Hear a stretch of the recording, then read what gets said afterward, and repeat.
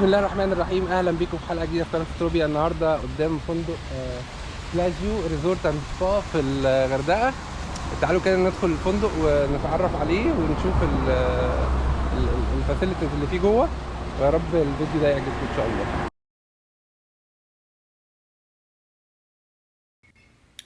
هنبتدي ندخل مع بعض الفندق دلوقتي. زي ما انتم شايفين كده ده الريسبشن بتاعنا. الريسبشن كبير والديكورات فيه شيك جدا.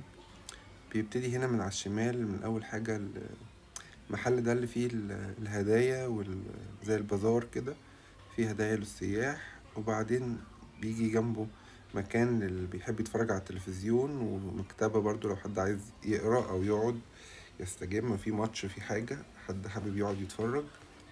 ده الجزيرة الوسطى كده اللي في الأوتيل، في اللوبي. على الشمال هنا بنلاقي الريسبشن اللي بنحجز منه الغرف، ودي أماكن الانتظار اللي قدامه. وبعدين اللي في الوش ده بقى الطريق للبحر وباقي الأوتيل.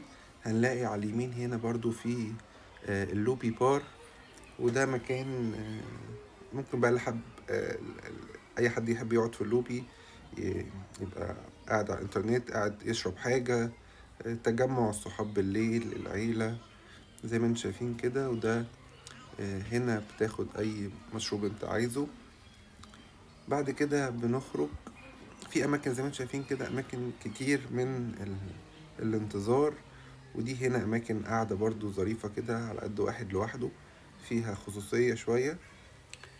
وعلى اليمين ده السلالم والاسانسير اللي بيودي لغرف، وعلى الناحية الشمال برضو نفس الكلام، الاسانسير وسلالم بتودي لغرف الناحية التانية. هو الاوتيل فيه صف غرف يمين وصف غرف شمال او المبنى. بعد كده بنخلص منطقة اللوبي، وبنخرج على الجزء الفاصل ما بين اللوبي وما بين البحر وحمامات السباحة. بنلاقي على اليمين ده هنا مطعم مكتوب عليه كيدز ريستوران أو مطعم للأطفال، وبرضه ممكن الكبار عادي بيدخلوا منه، ما فيهوش أي مشكلة. ده مطعم ممكن الفطار بيبقى فيه. على الشمال هنا فيه هابي مومنتس ديزرت بار. ده مكان مخصص بس للديزرت والحلويات. طبعا بيبقى الأطفال بتحب تدخلوا أكتر. زي ما انتم شايفين كده بيبقى فيه كوكيز، بيبقى فيه حلويات، الحاجات اللي بتبقى موجودة، الحلو اللي بيبقى موجود ساعة الغدا مثلا أو كده، بيبقى موجود هنا طول اليوم. طبعا ده في آيس كريم برضو بيبقى موجود هنا. أي وقت بقى بتدخل بتطلب آيس كريم، بتطلب حلويات، بتطلب حاجة، بتلاقيها في المكان ده.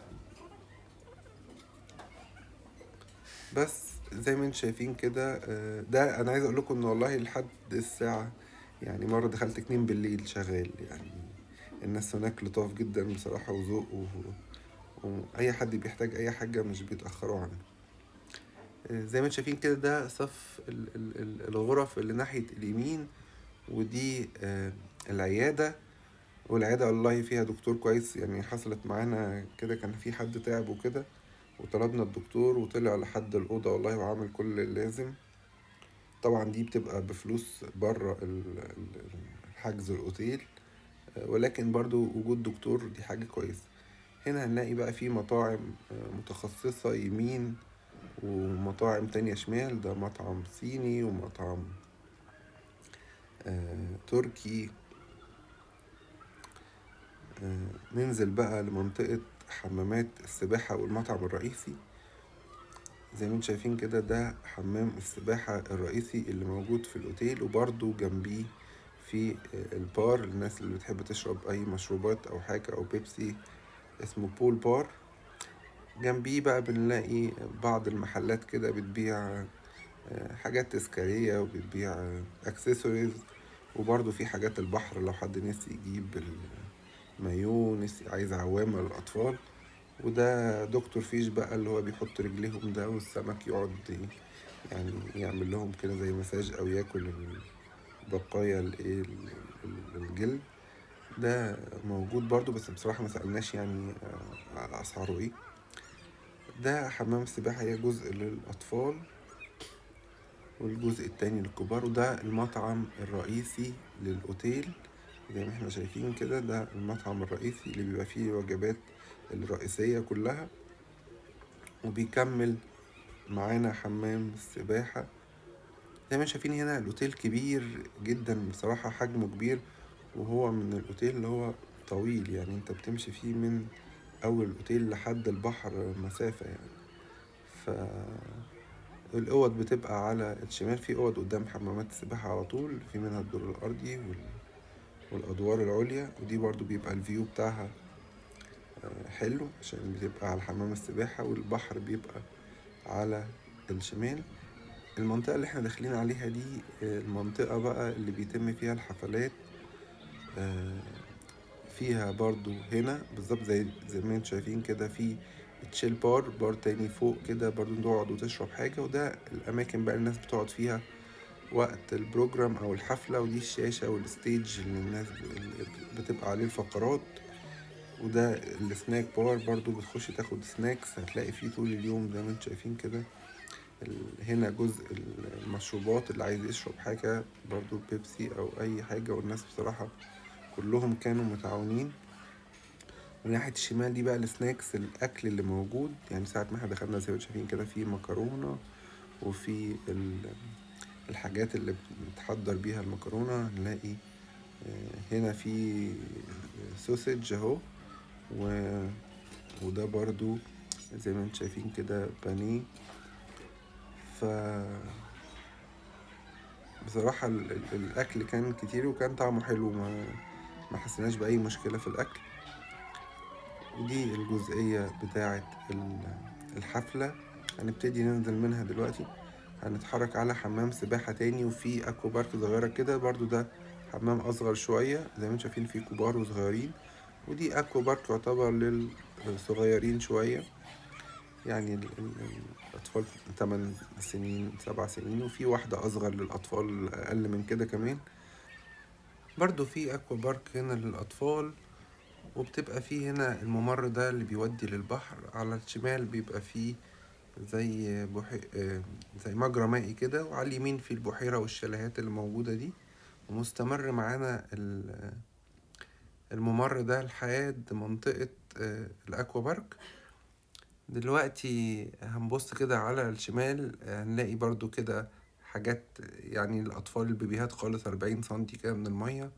على اليمين هنا على البلاج بنلاقي المكان بتاع المشروبات والحاجات اللي بتقدر تاخدها لو انت قاعد على الشاطئ. هنا في ملعب كورة، بس يعني هم حاطينه بصراحة جنب مكان القعاد او مكان الناس بتشرب فيه، فصعب جدا ان في حد بصراحة يلعب فيه كورة او ماتش او حاجة، ممكن الكورة تيجي في الناس اللي قاعدة.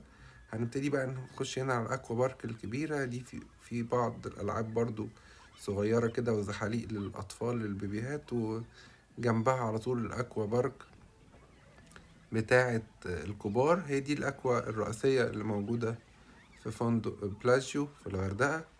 زي ما انتم شايفين كده فيها الألعاب اللي موجودة، وزي ما انتم شايفين كده هو تقريبا 4 أنواع من الزحاليق. وده الشاطئ بتاع الفندق. طبعا المية بتبقى قليلة جدا في الشاطئ، لازم عشان تدخل يعني المية تبقى عالية شوية، يا إما بتمشي على المارينا يا إما بتمشي في البحر، يعني مسافة حبة حلوين كده عشان تروح وتبتدي تنزل وتبقى المية يعني تقدر تعوم فيها. ده الأماكن بتاعة القعاد. زي ما انتم شايفين الرملة بتاعة مش رملة الكثيفة، لأ رملة كده مدكوكة كده في الأرض، فهتبقى سهلة جدا إن انت تمشي عليها، مريحة يعني مش حاجة متعبة. وأماكن كتير جدا للقعاد. وزي ما انتم على الشمال كده المارينا اللي لو حبيت تمشي عليها توصل عند البحر جوه أو الجزء العميق. الجزء ده زي ما انتم شايفين كده المية فيه قليلة جدا، فالناس بتفضل تمشي بقى لحد لما توصل للجزء الأزرق اللي هناك ده اللي هو فيه البحر.